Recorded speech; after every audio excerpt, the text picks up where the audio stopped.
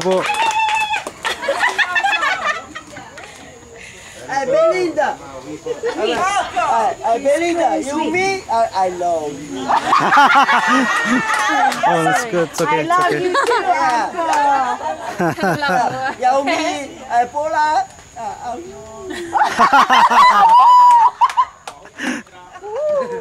Paula.